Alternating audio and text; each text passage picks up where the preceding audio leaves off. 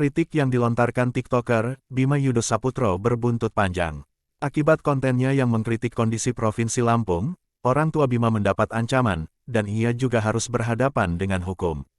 Bima, lewat akunnya di TikTok, @aubamexrabon, membuat konten berjudul, Alasan Kenapa Lampung Gak Maju-Maju.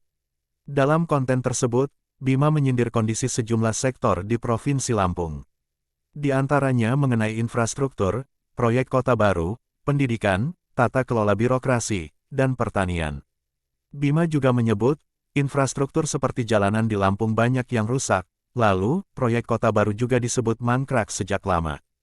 Selain itu, Bima menyoroti masalah pendidikan di Lampung yang tidak merata, hingga ketergantungan akan pertanian, tapi tidak mampu mengontrol harga di tengah masyarakat.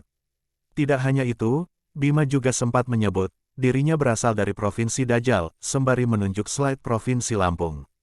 Konten berisi kritikan tersebut kemudian viral di media sosial.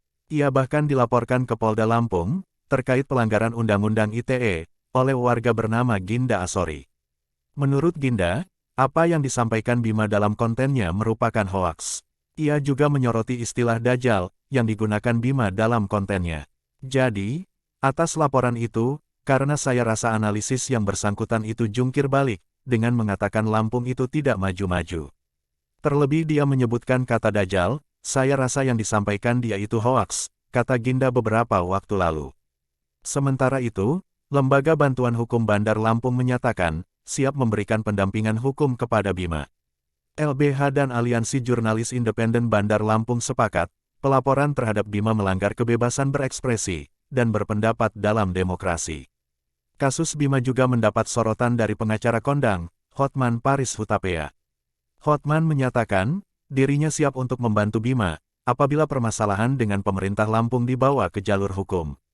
DM saya, kalau memang ada masalah. Jangan takut, hidup hanya sekali, harus punya nyali. Lihat tuh musuh-musuh gue tenang, gue senyum, tapi gue lawan pelan-pelan, ujar Hotman. Bima tidak sekedar dilaporkan ke kepolisian. Ia mengaku, orang tuanya yang masih tinggal di Lampung mendapat ancaman, dan berbagai intimidasi, sementara Bima saat ini tinggal di Australia. Menurut Bima, ibunya sempat didatangi aparat kepolisian di tempatnya kerja. Ia juga mengatakan, aparat turut meminta sejumlah data pribadinya. Polisi kan datang ke rumah, minta ijazahku, yang laporin siapa, yang repot siapa, ujar Bima, dalam sebuah unggahan di Instagram. Selain itu, Bima menuturkan, ayahnya yang merupakan pegawai negeri sipil juga, sampai dipanggil oleh Bupati Lampung Timur. Ia menyebut, petugas yang datang ke rumahnya juga sempat meminta rekening yang digunakan di Australia. Bima mengatakan, petugas itu beralasan ingin memastikan, apabila seluruh biaya kehidupan dan sekolahnya di Australia, murni ditanggung pihak keluarga. Polda Lampung kemudian menjelaskan, alasan petugas mendatangi kediaman orang tua Bima.